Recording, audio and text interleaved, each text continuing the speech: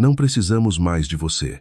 Meu filho, Bento, escreveu essa mensagem logo após eu ter concluído os pagamentos da nova mansão de minha nora Isadora. A mesma mansão que ele me convenceu a pagar, tijolo por tijolo, nos últimos 8 meses. Cada centavo que saiu da minha conta bancária, cada sacrifício que fiz, cada empréstimo que assinei, foi tudo para aquela casa que agora eles consideravam exclusivamente deles. Li a mensagem enquanto a confirmação da última transferência bancária ainda estava aberta na tela do meu computador. R. 50 mil, o pagamento final. Aquele que encerrava este capítulo de ajuda incondicional que eu, Leonor Antunes, tinha dado ao meu único filho, porque acreditava que era assim que se construía uma família forte. Fiquei encarando aquelas palavras na tela do celular. Não chorei, não gritei. Apenas respirei fundo e senti algo dentro de mim se encaixar, como uma peça de quebra-cabeça finalmente encontrando sua posição correta, após anos sendo forçada no lugar errado. Não precisamos mais de você. Como é fácil descartar a pessoa que te deu tudo. Como se revela simples bater a porta na cara depois de conseguir o que queria. Como é conveniente esquecer de onde veio o dinheiro que pagou cada centímetro daquela mansão com seu gramado impecável, a piscina e a garagem para 3 carros. Meus dedos se moveram quase por instinto. Respondi com apenas 4 palavras. 4 palavras que naquele momento não tinham o peso que estavam prestes a adquirir muito em breve. Sem problemas, meu filho. Enviei a mensagem e deixei o telefone sobre a mesa. Bento não tinha ideia do que aquela resposta calma e serena significava, tão completamente desprovida do súplica ou do drama que ele provavelmente esperava de mim. Ele não sabia que um plano já estava tomando forma em minha mente. Uma resposta que não incluía lágrimas nem pedidos de clemência, mas algo muito mais eficaz. Levantei-me do sofá e fui até a cozinha. Preparei uma xícara de chá de erva doce com a mesma calma com que li a mensagem dele. Dei o primeiro gole, deixei o líquido quente me confortar e peguei meu telefone novamente. Desta vez, não. Disquei o número de Bento. Disquei outro número, um que eu tinha salvo sob o nome de Dr. Teodoro, meu advogado e antigo amigo da família. Teodoro atendeu no segundo toque. Leonor, como vai você? Faz tempo que não tenho notícias suas. Teodoro, preciso que você revise alguns documentos para mim. É urgente. Houve uma pausa. Teodoro me conhecia há mais de 20 anos. Ele conhecia minha voz, conhecia meus tons e definitivamente notou que algo havia mudado. Que tipo de documentos? Os do financiamento imobiliário que assinei para a casa do meu filho. Preciso saber exatamente quais direitos eu tenho sobre aquela propriedade. Ouvi Teodoro respirar fundo do outro lado da linha. Ele tinha sido um dos poucos que me alertou para ter cuidado quando Bento veio até mim com aquela proposta 8 meses atrás. Um dos poucos que me disse para colocar tudo por escrito para proteger meus interesses, para não confiar cegamente apenas porque ele era meu filho. Leonor, me dê 1 hora. Vou revisar tudo e te ligo de volta. Obrigada, Teodoro. Desliguei e me sentei novamente. A casa estava silenciosa. Minha pequena casa, aquela que compartilhei com meu falecido marido, Otávio, por 30 anos. A que viu Bento crescer. A que nunca foi boa o suficiente para Isadora, mas que sempre foi o suficiente para mim. As paredes estavam cheias de memórias, de fotografias de tempos mais felizes, de momentos em que meu filho ainda olhava para mim com amor e não com a frieza calculista que aprendeu com sua esposa, Isadora. Só de pensar nela, minha mandíbula travava. Desde o dia em que Bento a trouxe para casa, eu soube que havia algo nela que eu não gostava. Não era sua aparência, que era inegavelmente bela. Não era seu modo de falar, que era educado quando lhe convinha.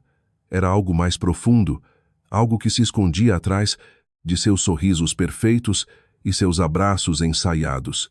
Era pura ambição. Ambição. Sem limites, sem escrúpulos, sem o menor traço de gratidão ou humildade.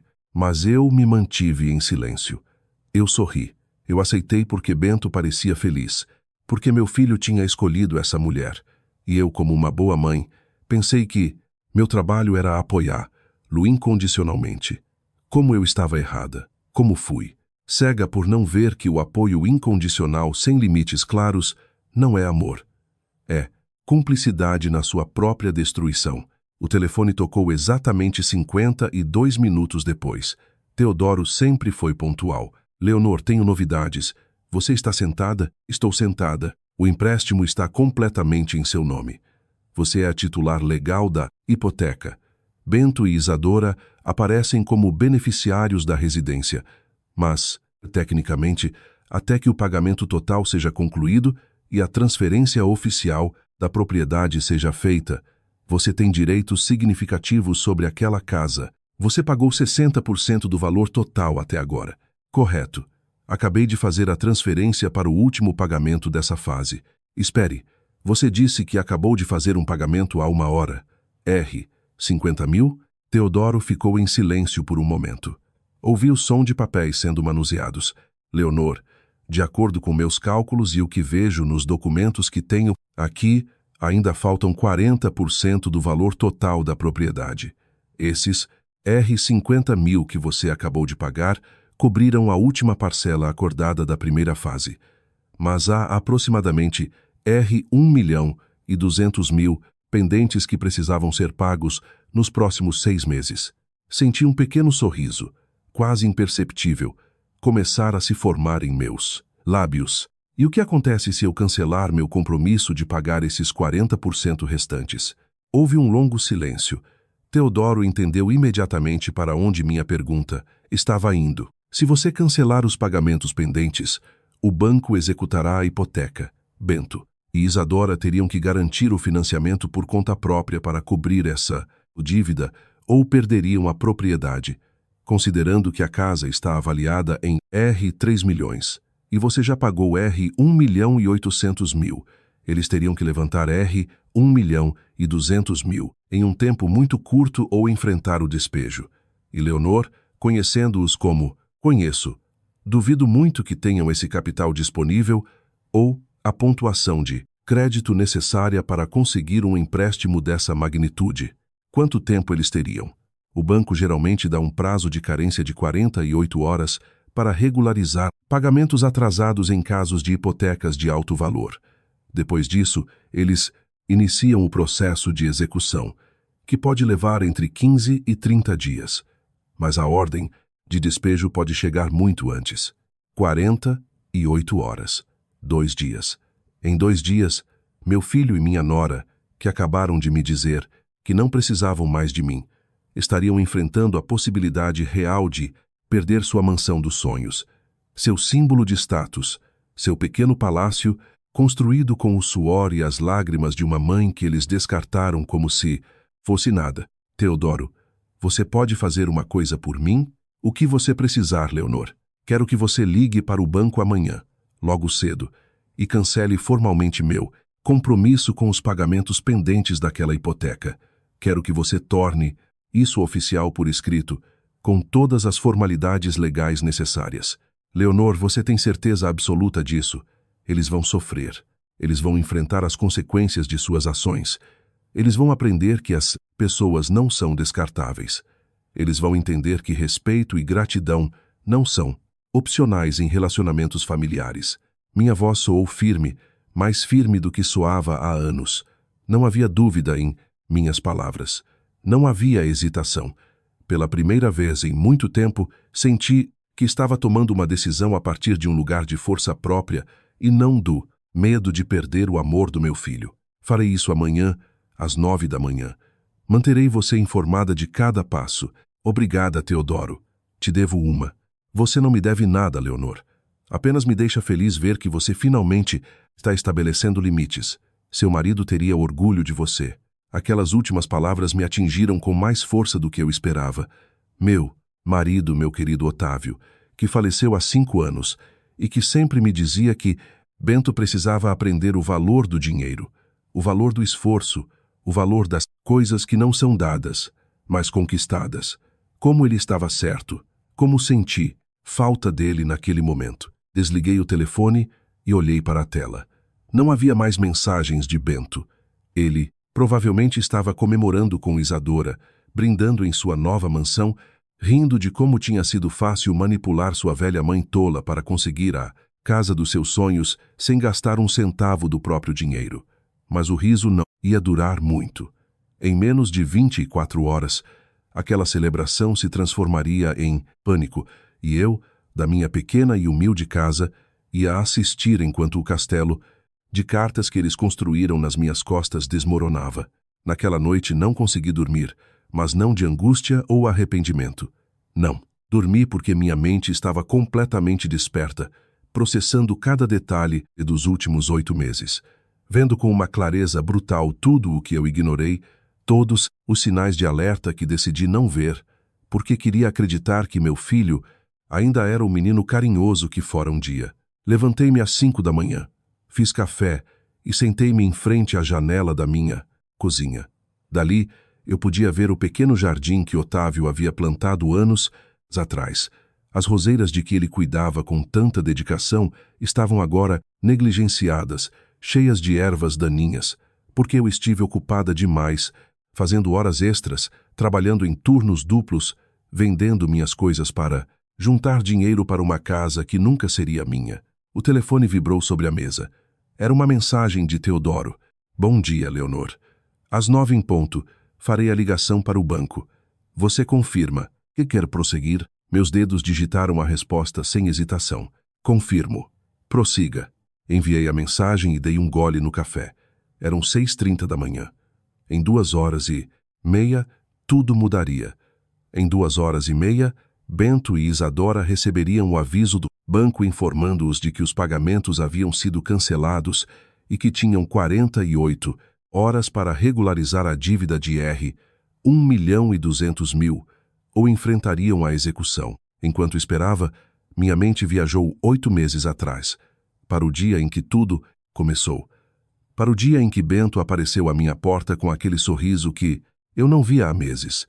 Aquele sorriso que me fez pensar que meu filho finalmente estava me procurando porque sentia minha falta, porque queria passar tempo comigo, porque valorizava nossa relação. Como fui ingênua. Era um sábado à tarde. Eu estava preparando o jantar quando ouvi a campainha. Abri a porta e lá estava Bento, sozinho, sem Isadora. Isso já era estranho, pois fazia mais de um ano que ele não vinha me visitar sem ela. Isadora sempre o acompanhava, sempre controlava cada conversa, sempre garantia que as visitas fossem curtas e superficiais. Mãe, posso entrar? Preciso falar com você. Eu o deixei entrar. Fiz chá para nós dois. Sentamo-nos na mesma sala onde eu estava agora planejando minha resposta à traição dele. Bento parecia nervoso, desconfortável, como se estivesse ensaiando mentalmente o que ia dizer. Mãe, Isadora e eu encontramos uma casa.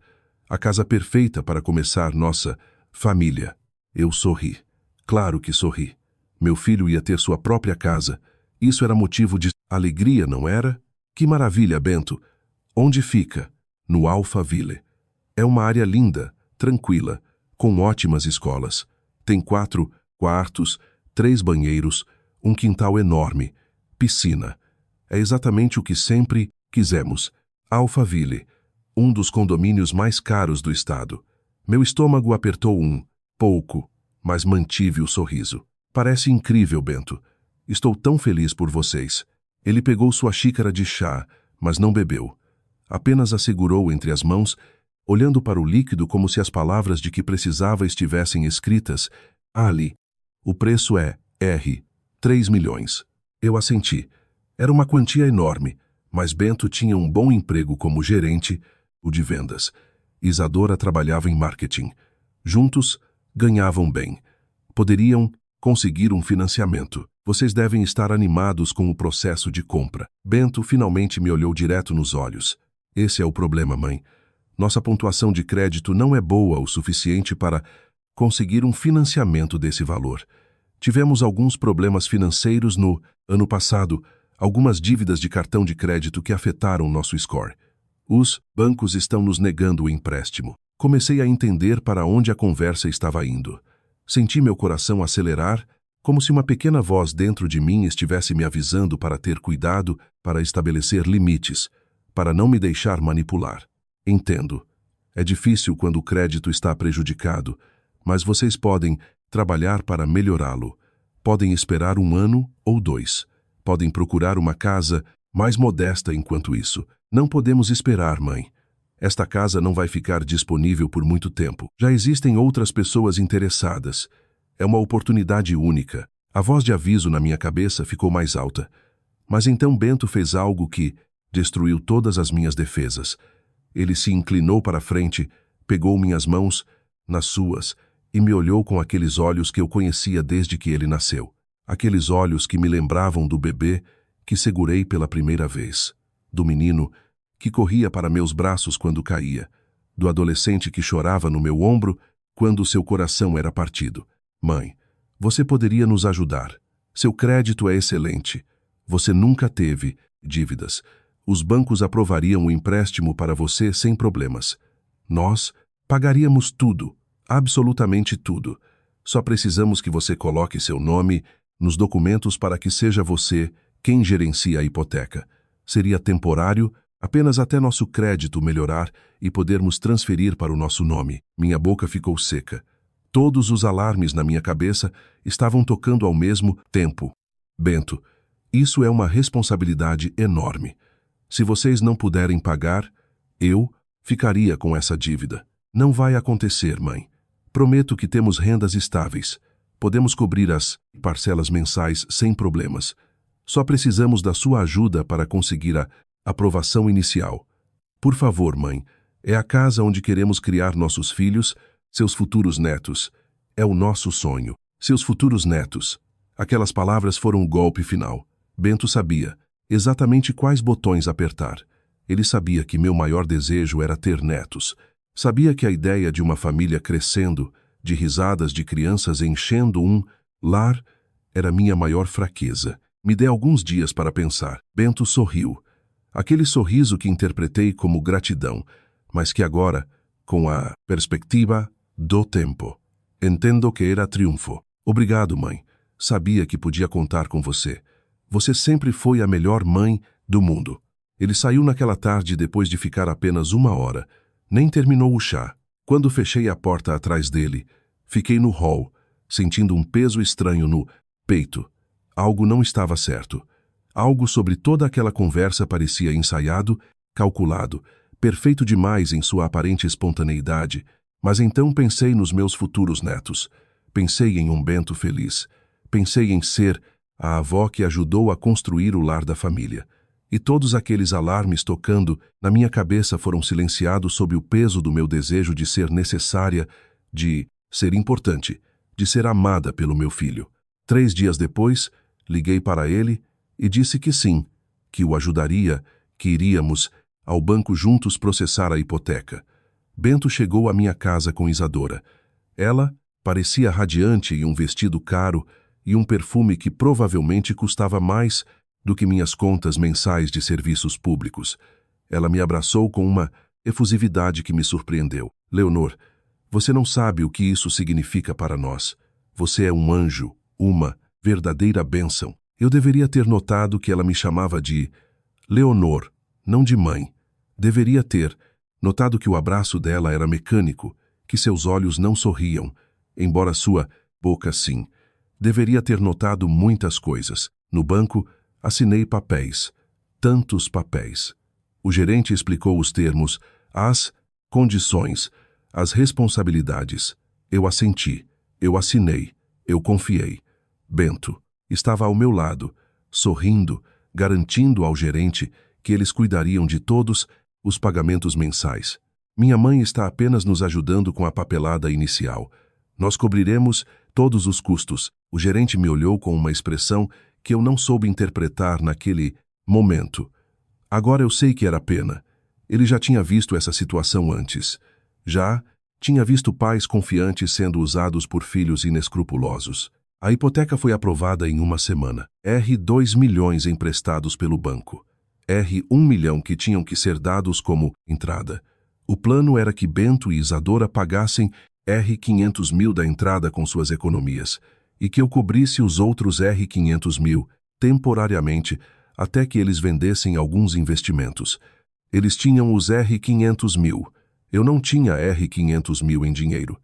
Eu tinha economias, sim, mas eram apenas 250 mil que eu tinha juntado ao longo de anos, trabalhando como secretária em uma escola estadual. O resto eu teria que conseguir de outro lugar. Não se preocupe, mãe. Em 2 meses, pagar investimentos que estão prestes a vencer. É uma questão de tempo. Peguei os 250 mil das minhas economias, fiz um empréstimo pessoal de mais 150 mil e vendi as joias que Otávio me dera durante nosso casamento, exceto minha aliança.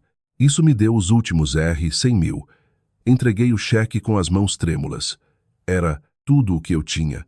Era minha segurança, meu colchão financeiro, minha rede de proteção, e eu estava entregando porque confiava no meu filho. Bento e Isadora se mudaram para a casa 2 semanas depois.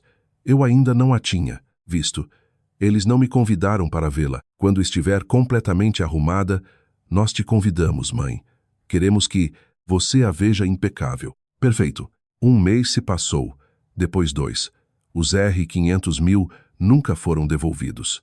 Quando eu perguntava, Bento sempre tinha uma desculpa. Os investimentos demoraram mais para vencer. Houve um problema com a papelada. Na próxima semana, sem falta. E então começaram os outros pedidos. O telefone tocou exatamente às 9h15 da manhã. Era Teodoro. Está feito, Leonor. Falei com o banco. O cancelamento do seu compromisso com os pagamentos pendentes foi oficialmente processado. O banco enviará a notificação para Bento e Isadora nas próximas 2 horas. Eles serão informados de que têm 48 horas para cobrir os 1.200.000 restantes, ou o processo de execução começará. Fechei os olhos e respirei profundamente. Não havia volta. As engrenagens estavam em movimento. Obrigada, Teodoro. Leonor, prepare-se. Quando receberem essa notificação, eles vão te ligar. Vão ficar desesperados. Vão dizer coisas. Vão prometer coisas. Vão tentar te manipular novamente. Você está pronta para isso? Estou pronta. Desliguei e preparei para mim um café da manhã completo pela primeira vez em meses.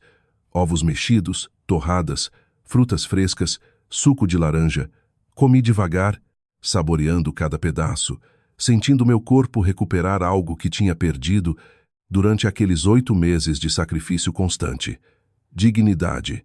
Eu estava recuperando minha dignidade. Enquanto comia, minha mente voltou para 3 meses depois que Bento e Isadora se mudaram para a mansão. Foi quando apareceram com o primeiro pedido adicional. Era um domingo. Eles ligaram para finalmente me convidar para ver a casa. Eu estava animada. Depois de 3 meses, finalmente ia ver o lugar que tinha ajudado a garantir. Vesti minha melhor roupa, comprei uma planta como presente de inauguração e dirigi os 40 minutos até o Alphaville com o coração cheio de esperança. A casa era impressionante, muito maior do que eu imaginara. 2 andares, fachada moderna, quintal amplo com grama perfeitamente cortada, garagem para 3 carros. Fiquei diante dela, sentindo uma mistura de orgulho e perplexidade. Orgulho porque tinha ajudado a tornar aquilo possível. Perplexidade porque aquela casa representava um estilo de vida completamente diferente do meu, do que Bento conhecera crescendo, do que Otávio e eu tínhamos, construído com esforço e humildade. Isadora abriu a porta. Ela usava roupas esportivas caras, seu cabelo preso em um rabo de cavalo perfeito, maquiagem impecável mesmo para estar em casa em um domingo à tarde. Leonor, que bom que você chegou. Entre, mas tire os sapatos, por favor. Acabamos de colocar pisos novos e queremos mantê-los impecáveis. Tirei meus sapatos. Deixei a planta na entrada porque Isadora não fez menção de recebê-la. Caminhei pela casa descalça, sentindo-me estranhamente vulnerável, como uma convidada de segunda classe em um lugar que eu tinha ajudado a pagar. O interior era ainda mais impressionante que o exterior. Tetos altos, janelas enormes, móveis modernos que pareciam extremamente caros, decoração minimalista, mas claramente custosa. Tudo em tons neutros, cinzas, brancos, beges, frio, bonito, mas frio. O que você acha? Bento apareceu na cozinha com uma taça de vinho tinto na mão. Eram 3 da tarde. É linda, meu filho. Realmente linda, não é? Isadora tem um gosto excelente para a decoração. Isadora sorriu com superioridade e me guiou em um tour rápido. Mostrou-me a sala de estar, a sala de jantar, a cozinha com aparelhos de aço inoxidável que provavelmente custavam mais do que meu carro, a sala de TV secundária, o banheiro de hóspedes com acabamentos em mármore. Tudo era perfeito. Tudo era caro. Tudo gritava dinheiro que eles não tinham ganhado. Quando subimos ao segundo andar, notei que um dos quartos estava completamente vazio. Este quarto, Isadora e Bento trocaram um olhar. Foi quando soube que o verdadeiro motivo do convite estava prestes a ser revelado. Esse é o assunto que queríamos discutir com você, mãe. Bento colocou sua taça de vinho sobre um aparador no corredor. Este quarto é destinado ao berçário do nosso futuro bebê. Meu coração saltou. Um bebê? Vocês vão me dar um neto? Isadora está grávida? Ainda não. Isadora respondeu com um sorriso ensaiado. Mas estamos planejando começar a tentar logo. E quando esse momento chegar, queremos que tudo esteja perfeito. Por isso precisamos terminar de montar este quarto. Claro, eu entendo. E o que vocês precisam fazer? Bento limpou a garganta. Aquele som que fazia quando estava desconfortável, quando estava prestes a pedir algo que sabia que não deveria pedir. A questão é que ficamos um pouco curtos com o orçamento da mudança e da decoração inicial. Gastamos mais do que o planejado nos móveis da sala e de jantar. E agora, para o quarto do bebê, precisamos de aproximadamente R$ 150 mil para os móveis, a decoração, pintura especial atóxica, tudo o que é necessário para que esteja pronto. R$ 150 mil. Senti meu estômago apertar. Bento, eu já emprestei R$ 500 mil para a entrada. Vocês ainda não me pagaram. De volta. Eu sei, mãe, eu sei. E vamos pagar. Eu prometo. Mas isso é pelo seu neto. Você não quer que seu neto tenha o melhor quarto possível? Lá estava de novo. A manipulação emocional, o uso de um bebê que nem existia ainda como ferramenta para extrair mais dinheiro de mim. Bento, eu não tenho R$ 150 mil disponíveis agora. Isadora interveio, sua voz doce, mas com um tom afiado quase imperceptível. Leonor, entendemos que é muito dinheiro, mas pensamos que talvez você pudesse conseguir outro pequeno empréstimo. Sua pontuação de crédito é excelente. Os bancos aprovariam sem problemas e nós pagaríamos os juros. Claro, outro empréstimo. Queriam que eu me endividasse ainda mais. Queriam que eu colocasse minha estabilidade financeira em risco por um quarto para um bebê, que nem estava a caminho. Eu deveria ter dito não. Deveria ter me levantado, colocado meus sapatos, saído daquela casa e nunca mais voltado. Mas então Bento colocou a mão no meu ombro. Mãe, sei que é pedir muito, mas você sempre esteve lá para mim. Sempre. E quero que quando meu filho chegar, quando seu neto chegar, ele saiba que sua avó foi uma parte importante da construção do seu lar. Que ela fez isso com amor. Com amor. Aquelas palavras deveriam ter me confortado. Em vez disso, elas me queimaram porque no fundo, em algum lugar profundo do meu ser, eu sabia que aquilo não era amor. Aquilo era uso, exploração, manipulação disfarçada de laços familiares. Mas aceitei. Eu disse sim. Fiz outro empréstimo pessoal de R$ 150 mil. Assinei. Mais papéis. Aceitei mais juros. Afundei-me mais na dívida. E entreguei o dinheiro a Bento 2 semanas depois. Nunca vi aquele quarto de bebê terminado. Eles nunca mais me convidaram para a casa. E a gravidez de que falavam nunca aconteceu. Ou pelo menos nunca me informaram sobre ela. O mês 4 trouxe outro pedido. Desta vez foi pelo telefone. Mãe, o quintal precisa de trabalho. Está negligenciado e queremos colocar um sistema de irrigação automática e paisagismo profissional. São R$ 120 mil. Mês 5, a piscina precisava de reparos e um sistema de aquecimento, R$ 200 mil. Mês 6, queriam reformar a cozinha porque os armários que vieram com a casa não eram da qualidade que Isadora desejava. R$ 250 mil. Toda vez que pediam, eu buscava uma maneira de conseguir o dinheiro. Vendi meu carro e comprei um mais velho. Vendi móveis antigos que tinham valor sentimental. Vendi a coleção de discos de vinil de Otávio. Trabalhei em turnos extras. Reduzi meus gastos ao mínimo. Parei de sair com minhas amigas porque não podia pagar nem um café. Parei de comprar roupas novas. Parei de ir ao dentista porque não podia pagar a coparticipação. Consumi-me, esvaziei-me, tornei-me uma versão exausta de mim mesma. Tudo para manter o sonho do meu filho flutuando. Um sonho que ele não apreciava, não valorizava, dava como certo, como se fosse seu direito e não meu sacrifício. E durante todo esse tempo, as visitas tornaram-se cada vez mais escassas. As ligações só vinham quando precisavam de algo. Os eu te amo desapareceram. Os agradecimentos tornaram-se mecânicos e vazios. Isadora parou de esconder seu desdém. Na única outra visita que fiz à casa no mês 7, ela me atendeu na porta e nem me deixou entrar. Leonor, Bento não está aqui. Você precisava de algo? Só vim visitar vocês. Não os vejo há semanas. Ah, bem, estamos muito ocupados. Talvez outro dia a gente te ligue. E fechou a porta. Literalmente fechou a porta na minha cara. Fiquei ali parada, na varanda de uma casa que eu tinha pago em grande parte, sentindo-me como uma estranha indesejada. Naquela noite, chorei pela primeira vez em meses. Chorei porque, finalmente, estava começando a ver a verdade que negara por tanto tempo. Meu filho não me amava ou se me amava. Esse amor estava tão enterrado sob camadas de egoísmo e manipulação que não importava.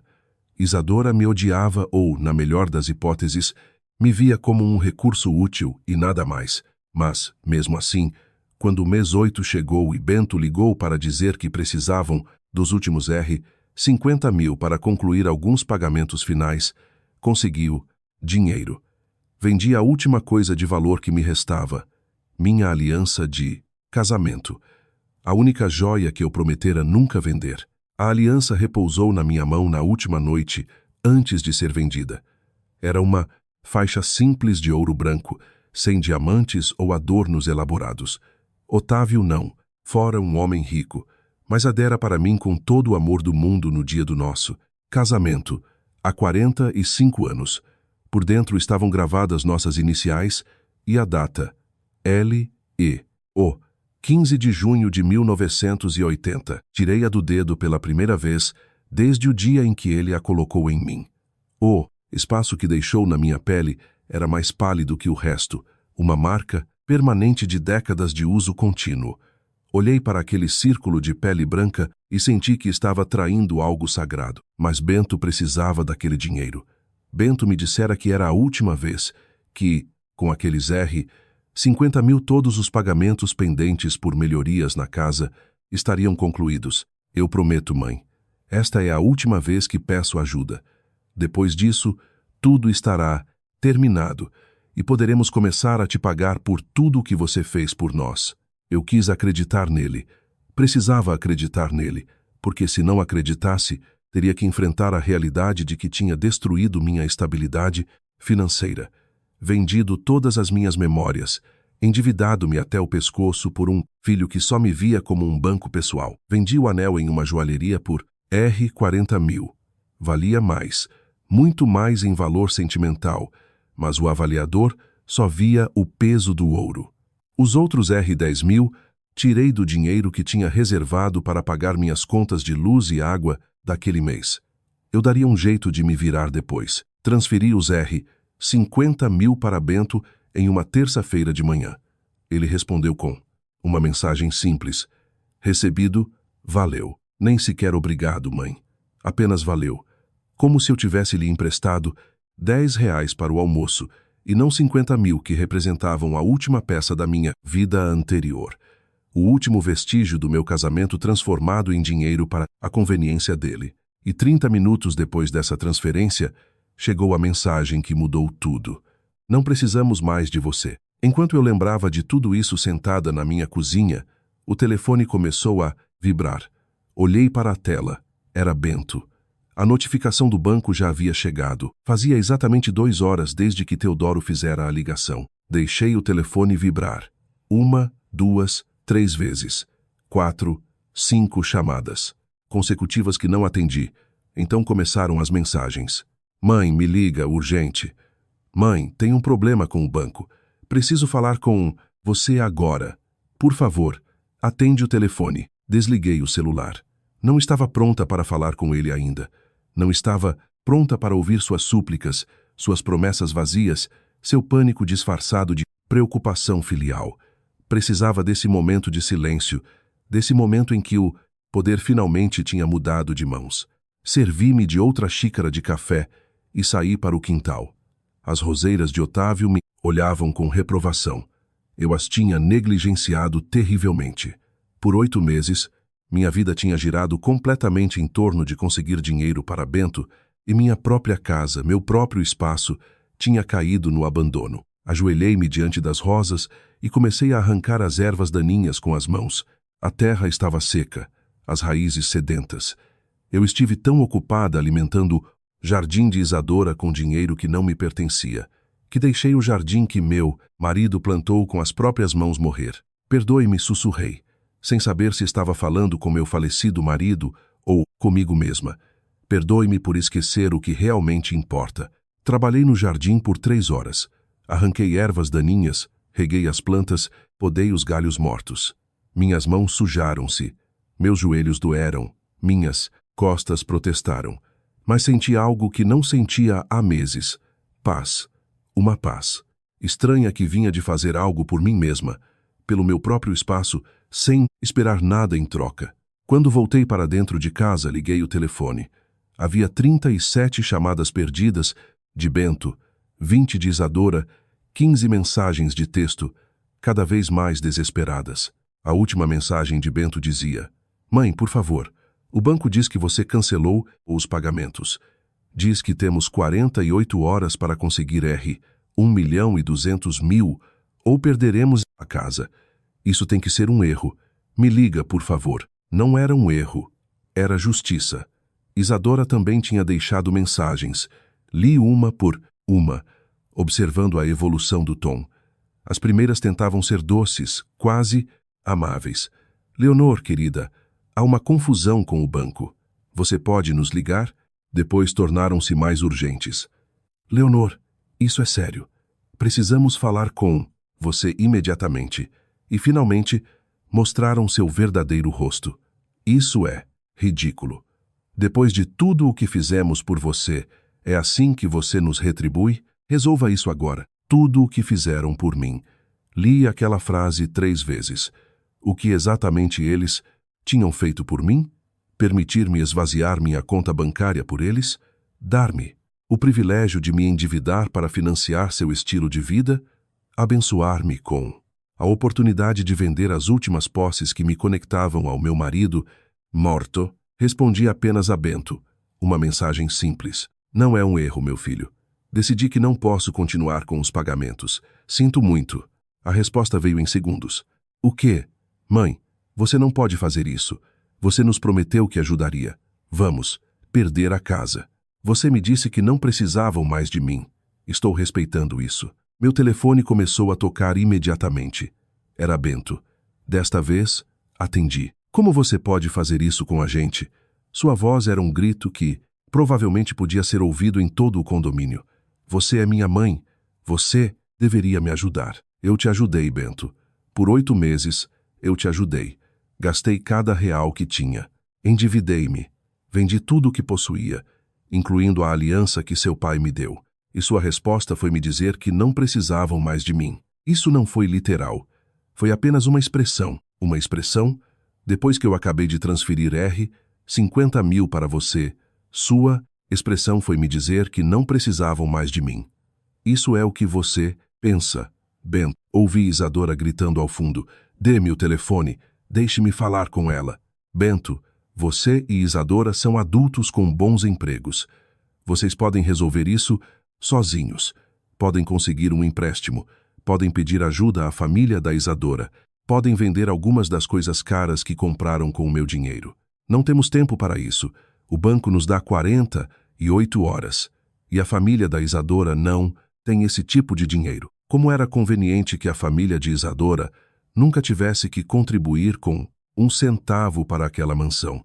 Como era conveniente que todos os pedidos sempre viessem direcionados a mim, a mãe viúva com um histórico de crédito e um coração mole demais. Então talvez vocês precisem considerar vender a casa e procurar algo mais modesto, algo que possam pagar por si mesmos. Você não entende. Esta casa é tudo para nós. É o nosso futuro. É onde íamos criar nossos filhos. Bento, você está naquela casa há 8 meses e não há gravidez alguma.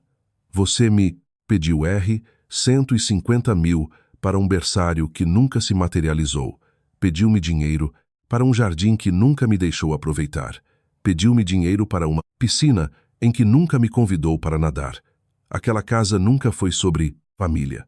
Foi sobre status, sobre impressionar pessoas que provavelmente nem se importam com você. Isadora arrancou o telefone dele. Leonor, escute-me bem. Se você não consertar isso, vai se arrepender. Vou garantir que você nunca conheça seus netos. Vou fazer Bento cortar todo o contato com você. Você vai morrer sozinha e esquecida. Sua voz era puro veneno. Não havia mais fingimentos de doçura, de respeito, de fingir que eu importava para ela. Esta era a verdadeira Isadora, a que sempre estivera lá, mas que se escondera atrás de sorrisos falsos e abraços vazios. Isadora, respondi com uma calma que me surpreendeu. Se a única maneira de ter um relacionamento com meu filho e meus futuros netos é esvaziando minha conta bancária e destruindo minha vida, então prefiro morrer sozinha. Pelo menos, morrerei com dignidade. E desliguei. O silêncio após desligar o telefone foi absoluto. Minha mão ainda segurava o dispositivo, tremendo levemente, não de medo, mas da adrenalina que vem depois de finalmente falar uma verdade que você guardou por muito tempo. Eu tinha desligado o telefone na cara da minha nora e, por extensão, do meu filho. Algo que nunca, em 69 anos de vida, imaginei que faria. O telefone tocou novamente quase imediatamente. Era Bento de novo. Não atendi. Tocou de novo e de novo e de novo. Deixei tocar até que finalmente parou. Então, vieram as mensagens. Uma avalanche de palavras desesperadas que se contradiziam em sua pressa de encontrar o botão certo para me fazer mudar de ideia. Mãe, por favor. Isadora não quis dizer aquilo. Ela está muito estressada. Precisamos falar sobre isso como adultos. Não posso acreditar que você está fazendo isso conosco depois de tudo. Se o pai estivesse vivo, ficaria muito decepcionado com você. Essa última frase me atingiu como um soco no estômago. Se o pai estivesse vivo, Bento atreveu-se a invocar a memória de seu pai, o homem que trabalhou todos os dias de sua vida para nos dar uma vida digna. O homem que me ensinou que o amor verdadeiro não se compra nem se vende. O homem que me avisou em seu leito de morte para não deixar ninguém, nem mesmo nosso filho, me transformar em uma sombra de mim mesma. Guarde sua luz, Leonor. Meu marido me dissera com seu último suspiro. Não deixe ninguém apagá-la, nem mesmo por amor, e eu a deixara apagar. Por 8 meses, deixei Bento e Isadora soprarem aquela chama até que estivesse quase extinta. Mas agora, sentada na minha cozinha com o telefone cheio de mensagens manipuladoras, senti aquela luz começando a se acender novamente. Respondi apenas à última mensagem, a que mencionava seu pai. Seu pai teria orgulho de que finalmente estou me defendendo. Ele ficaria decepcionado porque você esqueceu os valores que ele te ensinou. Não houve resposta depois disso, pelo menos não por um tempo. Passei o resto do dia em uma calma estranha. Limpei minha casa, algo que negligenciara por meses. Tirei o pó dos móveis, aspirei os tapetes, lavei as janelas.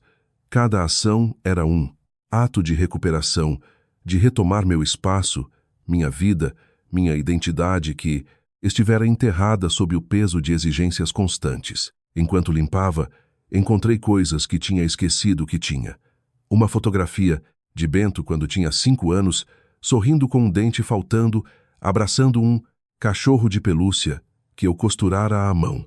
Um desenho que ele fez para mim na escola primária. Um retrato de nós, 3 ele, o pai e eu com as palavras Minha família é a melhor escritas em giz de cera colorido. Uma carta que ele me escreveu aos 16 anos, após uma briga que tivemos, onde se desculpava e me dizia que eu era a melhor mãe do mundo e que nunca queria me decepcionar. Segurei aquela carta nas mãos e senti as lágrimas finalmente virem. Não lágrimas de tristeza, mas de luto. Luto pelo menino que escreveu aquelas palavras e que, em algum momento do caminho, se tornara o homem que me escrevera agora. Não, precisamos mais de você.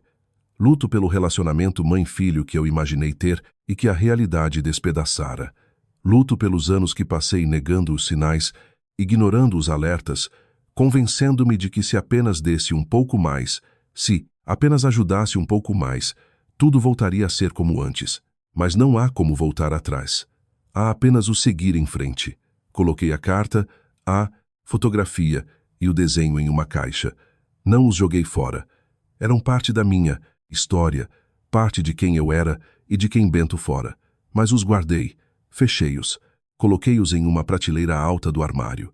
Memórias que eu poderia visitar quando quisesse, mas que não definiriam mais meu presente. O telefone vibrou com uma nova mensagem. Desta vez não era de Bento nem de Isadora. Era de Teodoro. Leonor, apenas para informar que o banco confirmou que Bento e Isadora tentaram solicitar um empréstimo de emergência esta tarde. Foi negado devido ao histórico de crédito deles.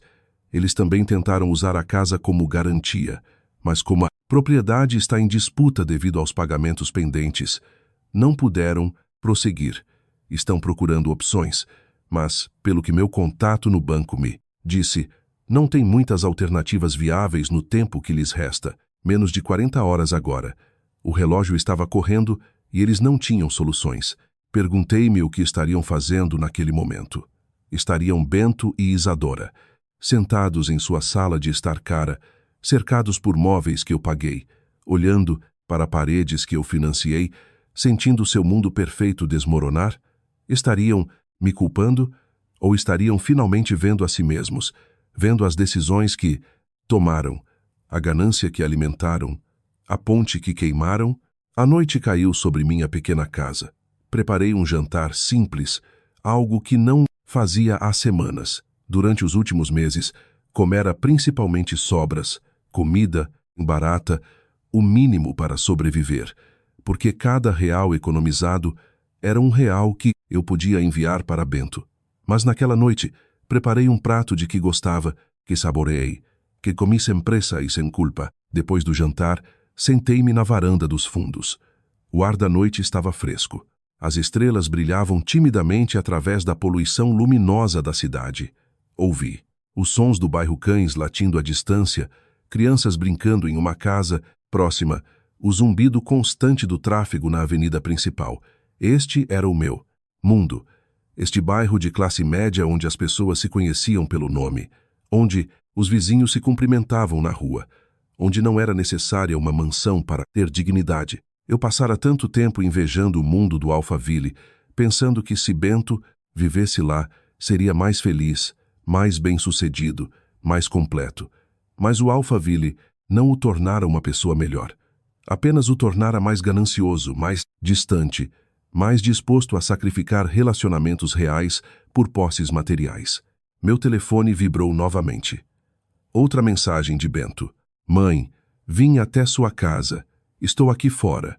Por favor, abra a porta. Precisamos conversar cara a cara. Congelei. Olhei para a frente da casa de onde estava sentada na varanda dos fundos. Vi as luzes de um carro estacionado na rua.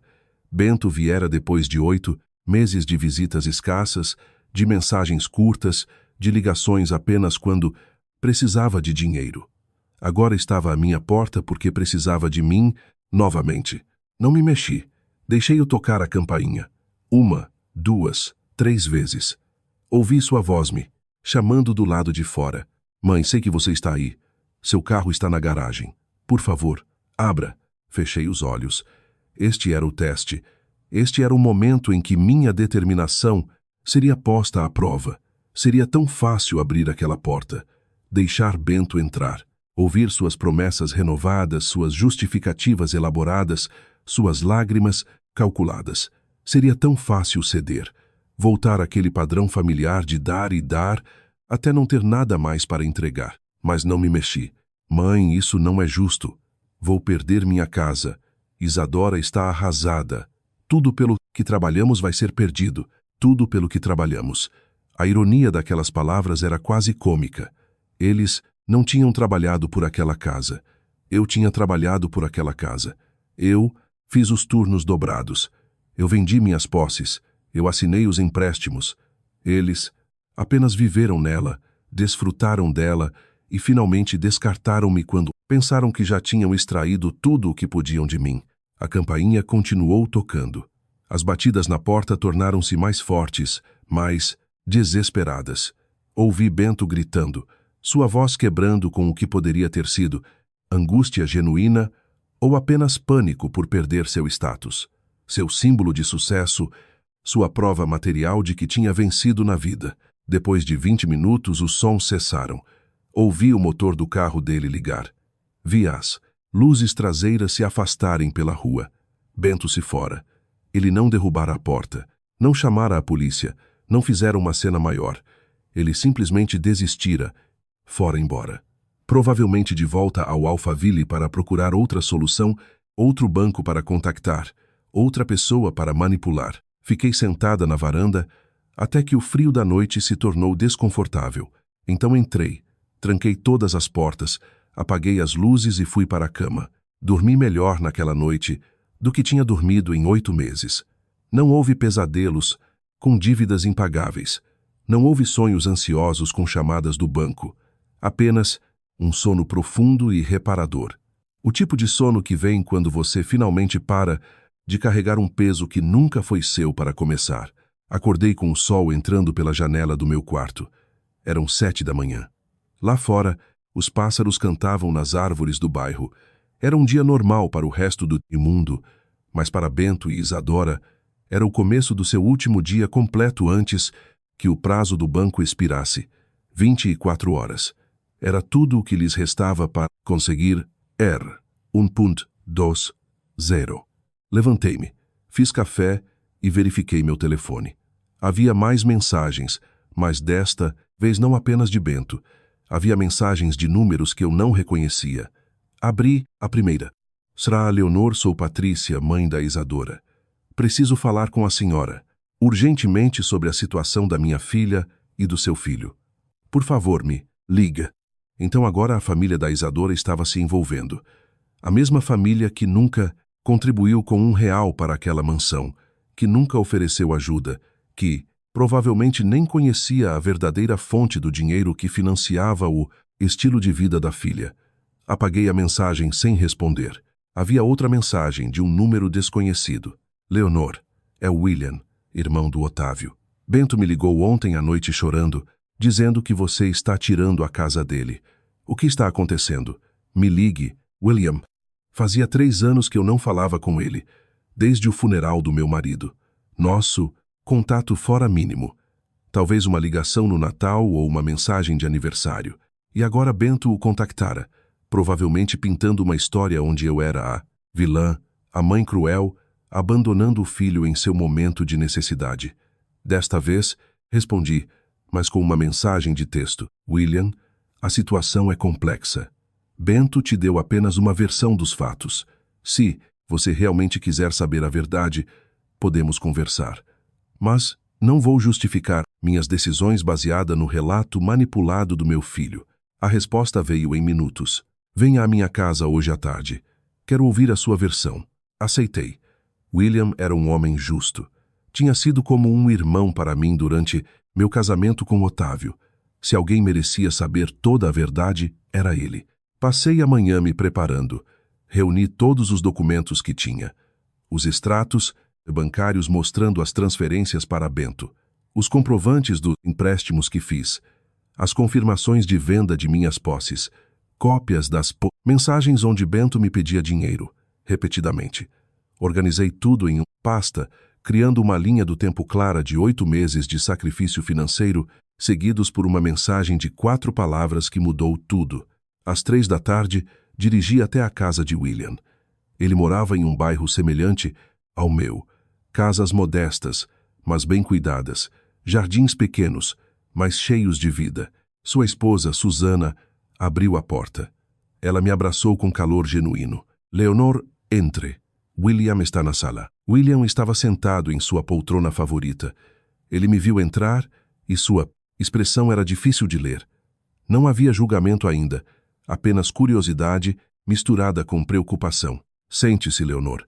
Conte-me o que realmente aconteceu. Sentei-me e abri a pasta. Durante a hora seguinte contei-lhe tudo. Não omiti nada. Mostrei-lhe os números, as datas, as mensagens. Expliquei como tudo começou com a promessa de ajuda temporária e se transformou em uma espiral de exigências cada vez maiores.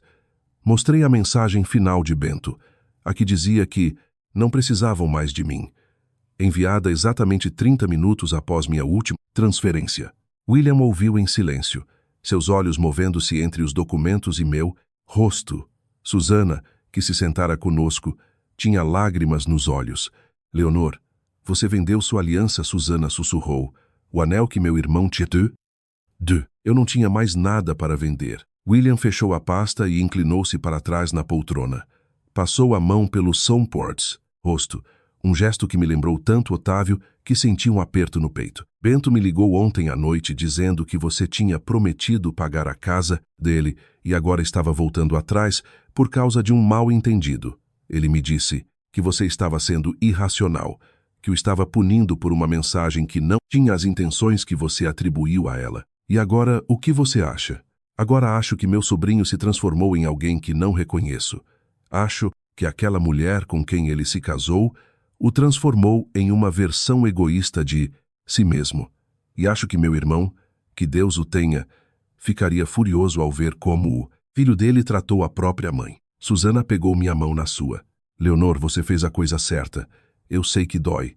Sei que ele é seu filho, mas você fez a coisa certa. Aquelas palavras vindas da família do meu marido significaram mais do que eles podiam imaginar. Eu não estava louca, não estava sendo cruel, não estava exagerando. Estava, pela primeira vez em muito tempo, protegendo a mim mesma. Bento me pediu para te convencer a mudar de ideia, disse William. Ele me pediu para te dizer que a família deve se apoiar, que era isso que meu irmão faria. E o que você vai dizer a ele? Vou dizer que a família realmente precisa se apoiar, mas o apoio não é uma via de mão única. Vou dizer que o pai dele nunca teria aprovado a maneira como ele te tratou. E vou dizer que, se ele realmente quer ser um homem, precisa seus próprios problemas em vez de sugar financeiramente a própria mãe. Fiquei na casa de William e Susana até o anoitecer. Bebemos café, compartilhamos memórias de tempos mais felizes, choramos juntos pelo homem que perdemos e pelo filho que parecia perdido de uma maneira diferente. Quando finalmente me despedi, Susana me abraçou forte. Mantenha-se firme, Leonor. O que você está fazendo exige mais força do que continuar dando. Estamos com você. Dirigi de volta para casa sentindo algo que não sentia desde que tudo isso começara. Validação. Eu não estava sozinha nisso. Não estava errada. Eu tinha o direito de estabelecer limites, de dizer basta, de recusar continuar sendo usada. Quando cheguei em casa, havia um carro estacionado em frente à minha entrada. Não era o de Bento. Era mais novo, mais caro. Ao me aproximar, vi Isadora sentada ao volante, olhando para o telefone. Ao me ver chegar, ela saiu do carro. Ela estava vestida de maneira diferente de como eu jamais a vira. Nada de roupas, de grife desta vez. Usava jeans simples e uma blusa comum. Sua maquiagem era mínima. Seu cabelo estava preso em um rabo de cavalo bagunçado.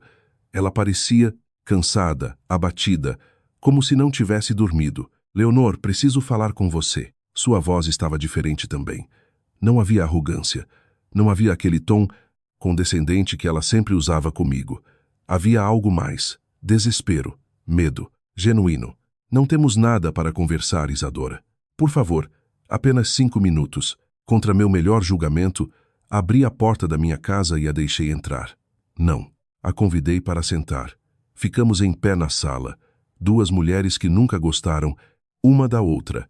agora se enfrentando no campo de batalha que o dinheiro e a família tinham criado. Onde está o Bento? Perguntei. Ele está fazendo ligações, tentando conseguir empréstimos com qualquer pessoa que conhece. Amigos, colegas de trabalho, antigos chefes. Ninguém tem essa quantia disponível. E a sua família? Isadora baixou o olhar. Meus pais não têm esse tipo de capital. Eles vivem confortavelmente, mas não têm economias significativas. Pedimos ajuda a eles, mas só podem oferecer 15 mil. E isso é esvaziando o fundo de emergência deles. 15 mil. Uma fração do que precisavam. Uma fração do que eu tinha dado. Leonor, eu sei que te tratei mal. Sei que fui horrível com você. Sei que não te dei o respeito que você merece como mãe do meu marido e como a pessoa que nos ajudou a conseguir esta casa. Ajudou, Isadora? Eu não ajudei. Eu paguei. Paguei 60% daquela casa. Vendi tudo o que tinha. Endividei-me a ponto de não conseguir pagar minhas próprias contas alguns meses. Eu não ajudei. Eu financiei o seu sonho enquanto você me tratava como um estorvo. Lágrimas começaram a escorrer pelo seu rosto. Poderiam ser reais, poderiam ser atuação. Eu não me importava mais em distinguir, eu sei. E sinto muito mesmo. Mas, por favor, não podemos perder esta casa.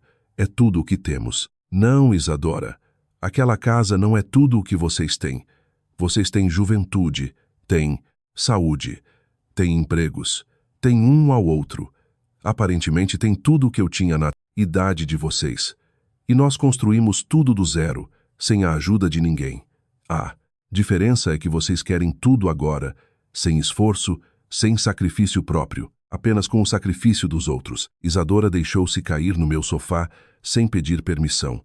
Seus ombros tremiam com soluços que pareciam vir do mais profundo de seu ser. Parte de mim quis sentir pena. Parte de mim quis ceder, resolver o problema dela, voltar a ser a salvadora que sempre fora. Mas uma parte mais forte, uma parte que despertara apenas 2 dias atrás, manteve-se firme como uma rocha. Leonor, vou te contar a verdade, toda a verdade. Isadora olhou para cima, seu rosto manchado por rímel escorrido.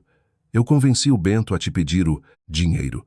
Fui eu quem planejou cada pedido, quem calculou exatamente quanto você poderia nos dar antes de recusar. Fui eu quem disse a ele para usar os futuros netos como isca emocional. Ouvir a confirmação do que eu suspeitava há meses deveria ter me devastado.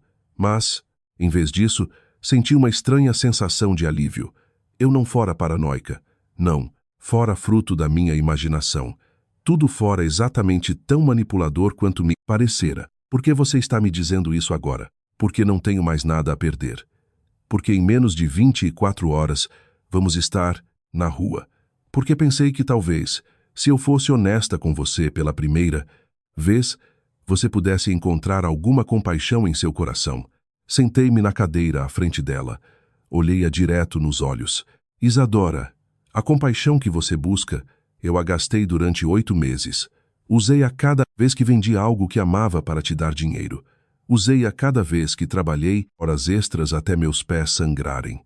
Usei-a quando vendi a aliança que meu marido me deu, a última peça dele que eu tinha, para completar o pagamento que você precisava. E sabe o que recebi em troca de toda essa compaixão? Uma mensagem de 4 palavras me dizendo que vocês não precisavam mais de mim. Essa mensagem também foi ideia minha, admitiu Isadora, sua voz quase um sussurro. Eu disse ao Bento para escrevê-la. Pensei que, se cortássemos a comunicação com você por um tempo, você não teria a chance de nos pedir para devolver o dinheiro. Pensei que poderíamos simplesmente nos afastar, aproveitar a casa e, eventualmente, te contactar novamente quando precisássemos de outra coisa. Talvez para a faculdade dos nossos filhos no futuro. A frieza daquela confissão me deixou sem fala. Eles tinham planejado me explorar a longo prazo. Não era apenas sobre a casa. Era sobre estabelecer um padrão onde eu era o recurso familiar a que poderiam recorrer sempre que quisessem algo que não podiam pagar. O Bento sabe que você está aqui? Não. Ele está em casa fazendo ligações desesperadas. Pensa que estou na casa dos meus pais implorando para que vendam algo, para que hipotequem a casa deles, qualquer coisa. Mas vim aqui porque sei que ele não vai implorar. O orgulho dele não deixa. Mas eu não tenho orgulho agora. Só tenho medo. Medo de quê? De perder a casa. De ter que morar em um lugar mais modesto, como o resto das pessoas normais. Medo de que o Bento me culpe por tudo isso. Medo de que nosso casamento não sobreviva a perder tudo. Medo de ter que admitir para minha família e amigos que a vida perfeita que mostrei nas redes sociais era uma mentira construída com o dinheiro de outra pessoa. Lá estava a verdadeira verdade. Ela não se importava em me machucar. Não se importava com o relacionamento entre Bento e eu, que ajudara a destruir. Ela se importava com sua imagem, seu casamento, seu status social. Mesmo nesse momento de suposta honestidade, ela ainda era fundamentalmente egoísta. Isadora, vou te dizer algo que você precisa ouvir. Você e o Bento construíram o relacionamento de vocês sobre bases podres. Construíram sua vida sobre manipulação, ganância e exploração. Uma casa, por maior ou mais bonita que seja, não pode sustentar um casamento que não tem valores reais. Se o seu relacionamento com o Bento se destruir porque perderam posses materiais, então nunca foi um relacionamento real para começar. Mas podemos mudar. Eu posso mudar. Se você nos der mais uma chance, prometo que seremos diferentes. Vamos te pagar cada centavo. Vamos te incluir em nossas vidas. Vamos te fazer parte da família como você deveria ter sido desde o início. Promessas, Isadora. Sua moeda de troca são promessas vazias. O Bento me prometeu que o primeiro empréstimo seria devolvido em 2 meses. Ele me prometeu que cada pedido adicional seria o último. Ele me prometeu que, quando eu tivesse netos, seria uma avó presente em suas vidas. Cada promessa evaporou no momento em que vocês conseguiram o que queriam. Por que eu deveria acreditar que desta vez seria diferente? Isadora levantou-se, caminhando até onde eu estava sentada. Ajoelhou-se à minha frente, pegando minhas mãos nas suas. O gesto era dramático, quase teatral, porque desta vez perdemos tudo. Desta vez as consequências são reais. Desta vez não temos mais a quem recorrer. Por favor, Leonor, eu te imploro, ajude-nos. Uma última vez. Retirei minhas mãos das dela com firmeza, mas sem violência. Isadora, levante-se. Levante-se e escute-me bem, porque esta é a última coisa que vou te dizer. Eu não vou resgatar vocês. Não vou ligar para o banco. Não vou fazer outro empréstimo. Não vou vender mais nada. Não vou fazer absolutamente nada para impedir que vocês percam aquela casa. E sabe por quê? Não é porque eu sou cruel. Não é porque não amo meu filho. É porque ajudar vocês agora seria o ato mais prejudicial que eu poderia cometer. Seria dizer a vocês que não importa como vocês tratam as pessoas, sempre haverá alguém para salvar, luz de suas próprias decisões. Seria ensinar a vocês que a manipulação funciona, que a exploração tem recompensa, que não há consequências reais para o abuso. Isadora levantou-se lentamente. As lágrimas tinham parado de cair. Em seu lugar, vi algo mais familiar em seu rosto. Raiva. A máscara da mulher arrependida estava caindo, revelando a verdadeira Isadora por baixo. Você é uma velha amarga que não suporta ver o filho feliz. É isso que você é. Você tem inveja de que o Bento me escolheu em vez de você. Tem inveja da nossa juventude, da nossa vida, do nosso futuro. E agora, porque não pode ter o que nós temos, quer destruir tudo. Lá estava ela, a mulher real, a que sempre estivera lá, escondida atrás de sorrisos falsos quando precisava de algo. Se é isso que você precisa acreditar para dormir à noite, vá em frente. Mas a verdade, Isadora, é que não invejo nada em você. Olho para a sua vida e vejo um vazio disfarçado de luxo. Vejo um relacionamento sem profundidade real. Vejo 2 pessoas que confundem posses com felicidade. E sinto pena, não inveja, pena. O Bento tinha razão sobre você. Ele disse que você se tornou amarga desde que o pai dele morreu. Disse que você provavelmente tinha ressentimento dele por ter uma vida quando você não tinha mais ninguém. Aquelas palavras doeram mais do que eu queria admitir. não porque fossem verdade, mas porque revelavam como Bento realmente me via. Para ele, eu era apenas uma viúva solitária e amarga, não uma mulher completa, com sua própria vida, seus próprios sentimentos, sua própria dignidade. É hora de você ir, Isadora. Não vou embora até você me prometer que vai nos ajudar. Então você vai ficar aqui muito tempo, porque essa promessa nunca virá. Isadora olhou para mim com puro ódio. Não havia mais lágrimas. Não havia mais súplicas. Apenas uma raiva fria. Você vai pagar por isso. De alguma forma você vai pagar. Eu já paguei, Isadora. Paguei com R, 1.800.000. Paguei com minha paz de espírito. Paguei com minhas posses mais preciosas. Paguei com 8 meses da minha vida dedicados a financiar sua fantasia. Eu já paguei mais do que devia. Agora é a sua vez de pagar as consequências de suas ações. Isadora caminhou até a porta. Antes de sair, virou-se uma última vez. O Bento nunca vai te perdoar por isso. Você nunca vai conhecer seus netos. Vai morrer sozinha, perguntando-se se sua vingança valeu a pena. Isso não é vingança, Isadora. Vingança seria algo ativo. Seria buscar ferir. Isso é simplesmente deixar de ser ferida. Há uma diferença, mesmo que você não consiga vê-la. A porta bateu atrás dela com um estrondo que fez as paredes tremerem. Ouvi o motor do carro ligar, os pneus cantando enquanto ela se afastava rápido demais pela minha rua tranquila. Fiquei no meio da minha sala, processando tudo o que acabara de acontecer. O confronto que eu temera, que imaginara centenas de vezes, finalmente ocorrera, e eu saíra dele sem ceder, sem quebrar, sem voltar aos velhos padrões. Meu telefone tocou. Era Teodoro. Leonor, só para te informar. Bento tentou contactar o gerente do banco diretamente hoje.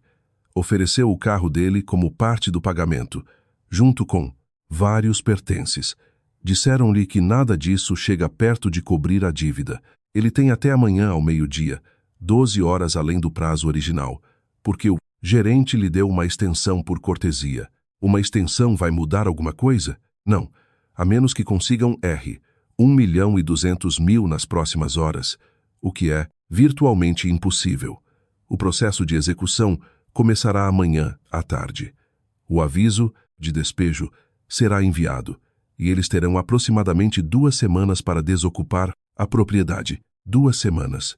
Em 2 semanas, Bento e Isadora estariam empacotando suas coisas, deixando para trás a mansão que acreditaram ser seu direito, enfrentando a realidade de que ações têm consequências. Obrigada por me manter informada, Teodoro. Leonor, como você está emocionalmente? Quero dizer, é uma situação difícil. Era uma boa pergunta. Como eu estava?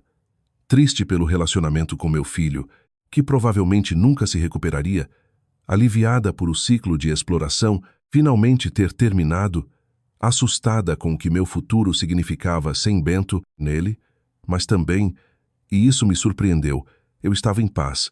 Estou bem, Teodoro. Melhor do que estive em muito tempo. A manhã do dia final chegou com uma quietude estranha. Acordei cedo, antes do sol nascer, e fiquei deitada na cama, olhando para o teto do meu quarto. Em algum lugar da cidade, a 40 minutos dali, Bento e Isadora provavelmente não tinham dormido a noite toda.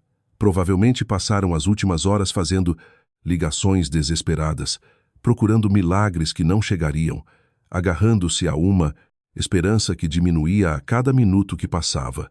Levantei-me e segui minha rotina matinal com uma calma que me surpreendeu. Fiz café, torrada, sentei-me à janela da cozinha para ver o nascer do sol. Os pássaros cantavam como se fosse qualquer outro dia. Para eles, era. Para o mundo, era. Apenas para 3 pessoas nesta cidade aquele dia marcava um antes e um depois. Às 9 da manhã, meu telefone começou a tocar. Era um número que eu não reconhecia. Atendi. Sranora Leonor Antunes. A voz era masculina, profissional, desconhecida. Simsu. Meu nome é Heitor Campos. Sou um amigo do Bento. Ele me pediu para contactá-la. Diz que a senhora não está atendendo às chamadas dele. Claro, Bento agora estava enviando emissários. Pessoas que não conheciam a história toda, que apenas ouviram sua versão dos fatos, que me ligariam, pensando que eu era a mãe irracional, abandonando o filho. Senhor Heitor, agradeço sua preocupação com meu filho, mas este é um assunto privado de família. Não vou discuti-lo com estranhos. Entendo, senhora, mas o Bento está desesperado. Ele me disse que há um mal-entendido com um empréstimo e que a senhora é a única que pode resolver. Ele está disposto a assinar qualquer documento que a senhora quiser, a estabelecer quaisquer termos de pagamento, o que for necessário. Ele só precisa que a senhora reative os pagamentos pendentes. O Bento lhe disse quanto dinheiro eu já dei a ele nos últimos 8 meses. Houve uma pausa. Ele me disse que a senhora ajudou com a entrada da casa. Ele lhe disse que vendi tudo o que possuía. Disse-lhe que me endividei a ponto de não conseguir pagar minhas próprias contas básicas alguns meses. Disse-lhe que no dia seguinte a eu completar a última transferência, ele me enviou uma mensagem dizendo que não precisavam mais de mim. Outra pausa, mais longa desta vez. Não, senhora, ele não me disse isso. Então o senhor não conhece a história toda, senhor Heitor. E sugiro que peça ao meu filho os detalhes antes de fazer mais ligações em nome dele. Desliguei. O telefone tocou novamente imediatamente. Outro número desconhecido. Não atendi. Continuou tocando pela hora seguinte. Números diferentes. Pessoas diferentes. Provavelmente todos amigos ou conhecidos do Bento, que ele recrutara em sua campanha de última hora para mudar minha decisão. Às 10 da manhã recebi uma mensagem da Susana, esposa do William. Leonor, o Bento ligou para o William novamente esta manhã. Está nos implorando para intervir. William disse que não, que ele deve enfrentar as consequências de suas ações. Bento gritou com ele e desligou. Só queria que você soubesse que continuamos te apoiando. Respondi com um simples obrigada. Não confiava na minha capacidade de escrever, mas sem que as emoções me sobrecarregassem. Ao meio-dia, Teodoro me ligou. Leonor, o prazo acaba de expirar. Bento e Isadora não conseguiram o dinheiro. O banco está iniciando formalmente o processo de execução. As notificações serão enviadas esta tarde. Eles têm 14 dias para desocupar a propriedade. Entendo. Há mais uma coisa que você deve saber. Como você é a pessoa que pagou a maior parte da propriedade e o empréstimo estava em seu nome, o banco está oferecendo a você a opção de adquirir a propriedade pelo valor restante. Basicamente, você poderia pagar os R$ 1.200.000 restantes e a casa seria legalmente sua. Fiquei em silêncio processando aquela informação. Eu poderia ter a casa. Poderia me tornar a dona da mansão no Alphaville, que financiei com meu sangue, suor, lágrimas. Poderia expulsar Bento e Isadora e ficar com a propriedade como compensação por tudo o que me fizeram. Mas eu não queria aquela casa. Nunca a quisera. Aquela casa representava tudo o que estava errado na relação com meu filho. Representava a ganância, manipulação, os valores distorcidos. Viver ali seria como viver em um monumento à minha própria dor. Não estou interessada, Teodoro. Deixe o banco fazer o que tiver que fazer com a propriedade. Compreendido. Devo informar também que há uma possibilidade de você recuperar parte do dinheiro que investiu quando o banco vender a propriedade, já que você é uma credora primária neste caso. Você tem direito a uma parte dos fundos depois que a dívida do banco for coberta. Isso me interessava. Não por ganância, mas por sobrevivência. Eu precisava daquele dinheiro para pagar as dívidas que acumulara. Precisava reconstruir minhas economias. Precisava de estabilidade financeira novamente. Por favor, cuide disso, Teodoro. Confio em você. Farei isso. E Leonor, pelo que vale, acho que você fez a coisa certa.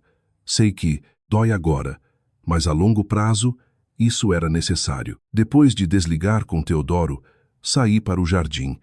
As roseiras que eu começara a cuidar novamente mostravam sinais de recuperação. Alguns brotos novos começavam a aparecer entre os galhos que eu podara.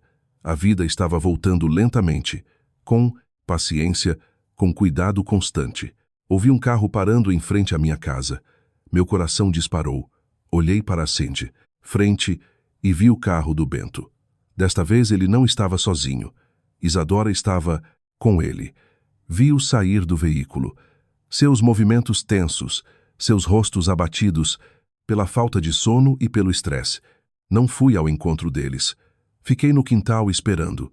Ouvi a campainha, depois as batidas na porta, depois a voz do Bento me chamando. Mãe, sei que você está aí. Por favor, precisamos conversar. É urgente. Fiquei quieta, minhas mãos ainda na terra do jardim, sentindo a textura entre meus dedos. As batidas tornaram-se mais insistentes. Ouvi Isadora também. Sua bolsa embargada. Leonor, por favor, só queremos conversar. Dê-me uma chance de me desculpar. Adequadamente. Depois de 10 minutos, ouvi-os contornando a casa. Apareceram no quintal, vendo-me ajoelhada junto às roseiras. Bento parecia terrível. Tinha olheiras, profundas. Suas roupas estavam amassadas como se tivesse dormido com elas. Isadora não parecia melhor. Toda a sua compostura habitual desaparecera. Mãe, Bento aproximou-se lentamente. Por favor, temos que falar sobre isso. Levantei-me, limpando a terra das mãos. Olhei para os dois, sem dizer nada. O banco nos notificou, continuou Bento, sua voz tremendo. Temos 2 semanas para sair da casa. Mãe, isso é real. Vamos perder tudo. Vocês não vão perder tudo, Bento. Vão perder uma casa. Uma casa que nunca deveriam ter tido. Para começar, porque não podiam pagar por ela sozinhos. Como você pode ser tão fria? Eu sou seu filho, seu único filho. E você é o meu único filho, respondi, sentindo minha voz quebrar pela primeira vez.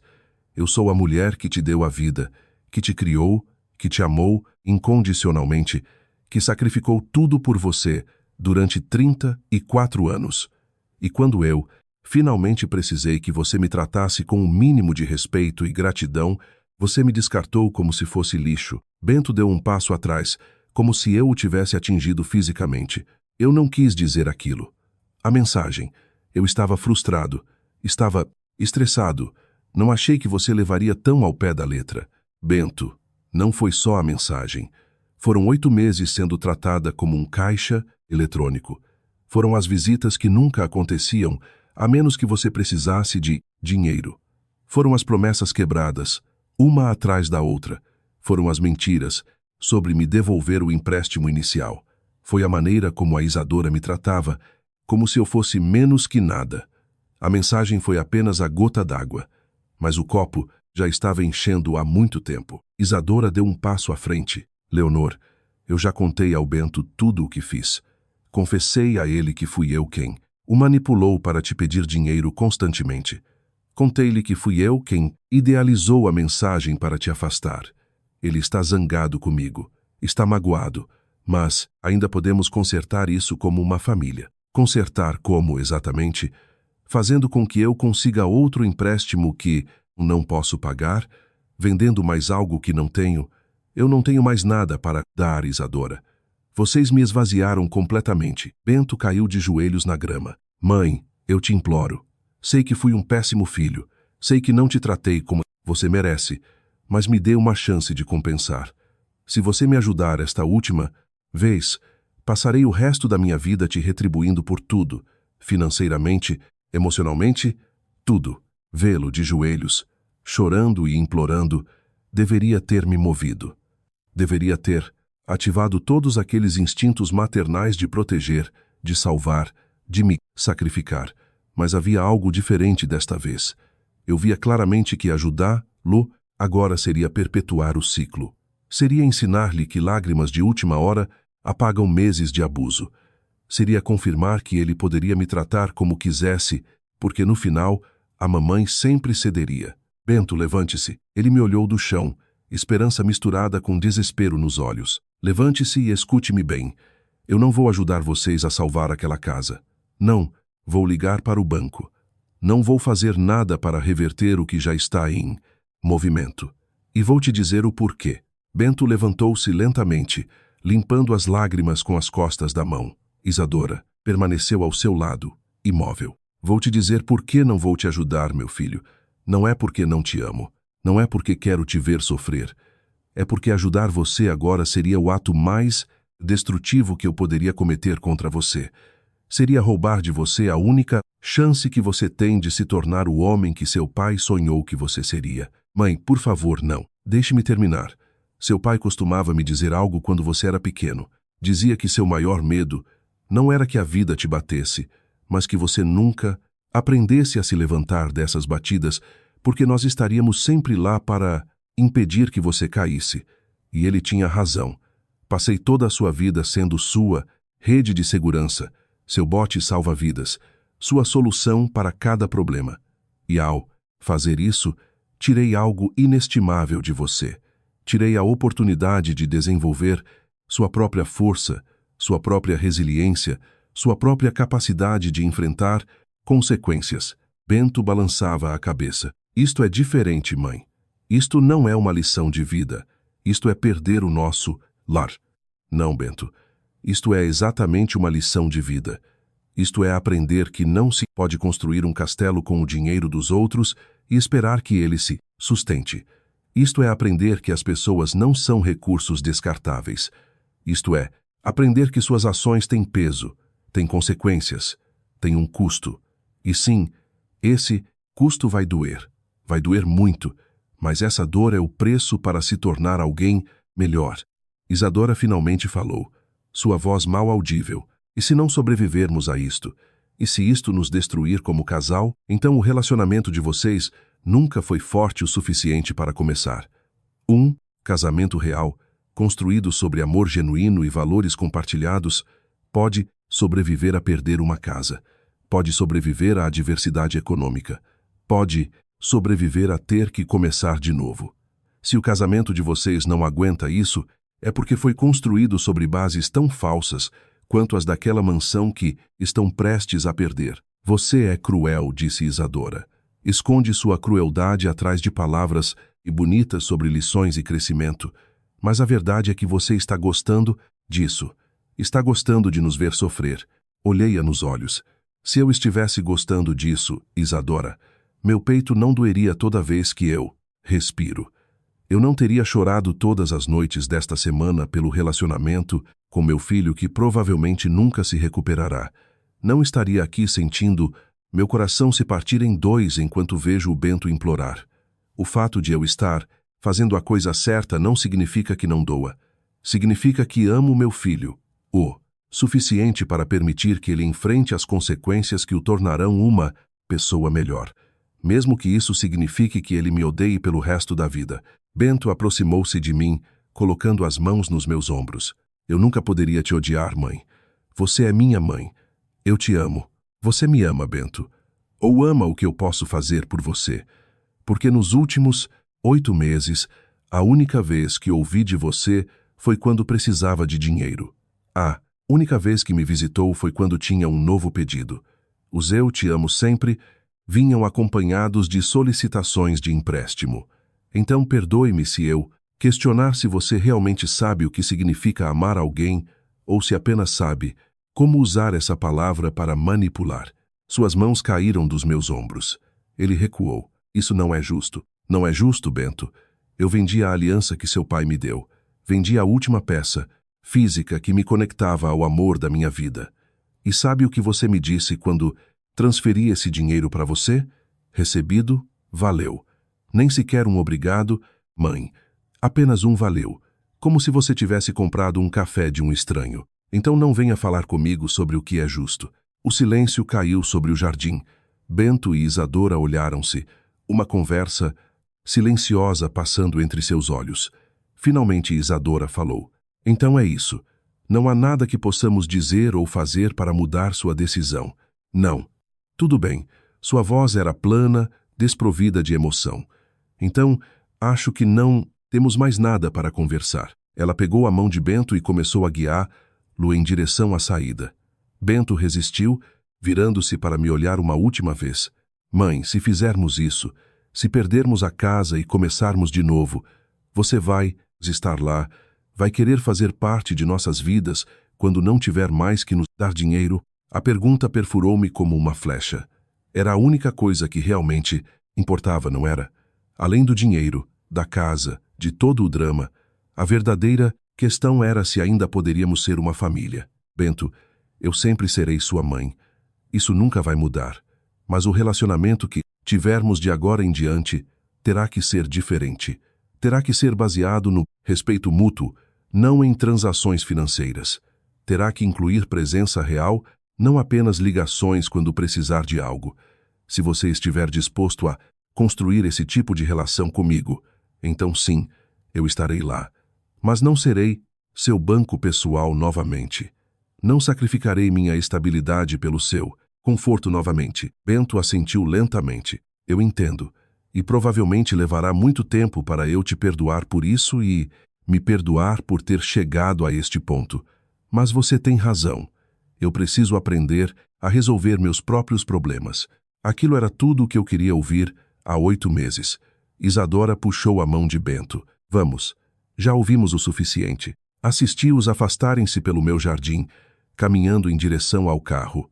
Bento virou-se mais uma vez antes de entrar, levantando a mão num aceno que pareceu definitivo demais. Entraram no carro e partiram, deixando-me sozinha no jardim, com meus pensamentos e minhas roseiras em recuperação. Fiquei lá por muito tempo depois que se foram. O sol começava a se pôr no horizonte, pintando o céu com tons de laranja e rosa. Era lindo. Fazia meses que eu não parava para apreciar um pôr do sol. Eu estive ocupada demais trabalhando, preocupando-me, sacrificando-me. Entrei em casa e preparei um jantar simples. Comi devagar, sem pressa. Depois, lavei a louça à mão. Havia algo terapêutico no processo, na água quente, no movimento repetitivo. Meu telefone tocou. Era uma mensagem de Teodoro. Leonor, o banco confirmou que Bento e Isadora receberam o aviso oficial de despejo. Uma vez que a propriedade seja vendida pelo banco, você receberá um cheque pela parte correspondente à sua participação. De acordo com meus cálculos, você deve recuperar entre R$ 700 mil e R$ 900 mil.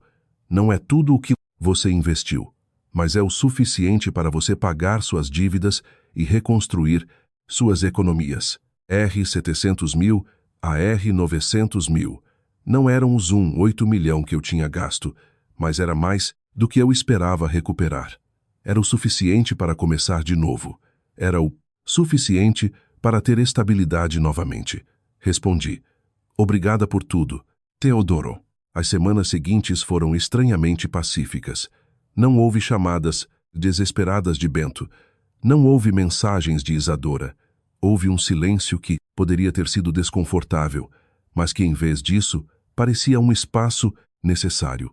Espaço para curar, para processar, para transformar. Usei esse tempo para me reconectar com amigas que tinha negligenciado. Voltei ao meu grupo de costura de que me retirara porque não podia pagar a mensalidade. Caminhei pelo parque perto de casa. Vivi minha própria vida. 3 semanas após o confronto final no jardim, recebi uma carta. Era de Bento, escrita à mão. Mãe, estamos morando em um apartamento pequeno agora. 2 quartos, 1 banheiro. Nada comparado à mansão, mas é nosso. Bem, é alugado, mas estamos pagando nós mesmos com nossos salários. Isadora teve que vender a maioria de suas bolsas de grife e sapatos caros. Eu vendi meu carro e comprei um usado. Estamos vivendo com um orçamento rigoroso pela primeira vez na vida. E sabe de uma coisa, mãe? É aterrorizante, mas também é libertador, de uma maneira estranha. Não tenho que manter aparências que não posso sustentar. Só tenho que ser eu. Ainda estou zangado com você. O que aconteceu ainda dói, mas também estou começando a entender por que você fez isso. Não sei quanto tempo levarei para te perdoar completamente. Mas queria que você soubesse que estou tentando crescer com isso. Estou tentando ser o homem que o papai queria que eu fosse. Com amor, Bento. Li a carta 3 vezes. Havia dor naquelas palavras, mas havia também o começo da consciência. Não era um pedido de desculpas completo, mas era um começo. Respondi com minha própria carta. Bento, fico feliz em saber que você está encontrando seu caminho. O verdadeiro orgulho não vem das posses que você tem, mas de saber que pode se sustentar. Seu pai estaria orgulhoso dos passos que você está dando. Eu também estou. E quando você estiver pronto para construir uma relação baseada no respeito mútuo e não na necessidade financeira, estarei aqui. Com amor, mamãe. 6 meses depois, recebi o cheque do banco. R$ 800 50 mil. Paguei todas as minhas dívidas. Cada empréstimo, cada conta atrasada, cada centavo que devia. O que sobrou, coloquei em uma nova conta poupança. Uma que prometi nunca tocar a menos que fosse para mim mesma. Contratei alguém para consertar meu jardim completamente. As roseiras de Otávio foram podadas profissionalmente. O sistema de irrigação foi consertado. Novas flores foram plantadas. Minha casinha tornou-se um oásis que era verdadeiramente me. Um ano após o dia em que tudo mudou, eu estava trabalhando no jardim quando ouvi um carro parar. Olhei para cima e vi Bento saindo. Ele veio sozinho. Parecia diferente, mais magro, com alguns fios de cabelo grisalhos que não tinha antes. Mas havia algo em seus olhos que era novo. Humildade, maturidade real. Oi, mãe. Oi, meu filho. Posso entrar? Você sempre pode entrar. Fomos para dentro. Fiz chá para nós dois. Sentamo-nos na sala onde tudo começou. Mãe, vim te dizer algo que deveria ter dito há muito tempo. Sinto muito por ter te usado. Sinto muito por ter te desrespeitado. Sinto muito por ter permitido que a Isadora te tratasse mal. Sinto muito por aquela mensagem terrível. Sinto muito por tudo. Lágrimas escorriam pelo seu rosto. Estas eram diferentes das lágrimas de desespero de um ano atrás. Eram lágrimas de arrependimento verdadeiro. E a Isadora e eu estamos em terapia. Estamos trabalhando em nós mesmos, no nosso casamento, nos nossos valores. Não vai ser fácil. Temos muito dano para reparar, mas estamos tentando. E parte disso é que ela também quer te pedir desculpas. Não hoje. Ela ainda não está pronta. Mas algum dia, aceito suas desculpas, Bento. E quero que saiba que nunca parei de te amar. Nem por um dia. Eu sei, mãe. E é isso que torna tudo isto mais difícil. Saber que você sempre me amou, mesmo quando eu não merecia esse amor. Passamos a tarde conversando. Realmente conversando. Ele me contou sobre sua vida, seu trabalho, suas lutas, seus pequenos triunfos. Contei-lhe sobre meu jardim, minhas amigas, minha paz recuperada. Quando ele saiu naquela tarde, abraçamo-nos na porta. Um abraço real, um abraço que dizia que talvez pudéssemos encontrar o caminho de volta um para o outro. Fechei a porta e voltei para o meu jardim. As roseiras estavam em plena floração, lindas e fortes. Tinham sobrevivido à negligência. Tinham sobrevivido a serem podadas quase até a raiz. E agora floresciam mais belas do que nunca. Ajoelhei-me ao lado delas, tocando suavemente as pétalas. Otávio estaria orgulhoso. Orgulhoso destas rosas que se recusaram a morrer. Orgulhoso de mim por finalmente encontrar minha força. Orgulhoso de Bento por começar a encontrar Adele. A vida não era perfeita. A relação com meu filho nunca voltaria a ser o que fora. Havia cicatrizes que nunca cicatrizariam completamente. Mas havia algo novo crescendo no lugar. Algo mais forte, mais honesto, mais real. E enquanto o sol se punha sobre o meu jardim, sobre a minha casinha que sempre fora suficiente, senti que finalmente tinha voltado para casa. Não para uma mansão, não para um símbolo de status, mas para mim mesma, para minha própria luz que ninguém jamais apagaria novamente.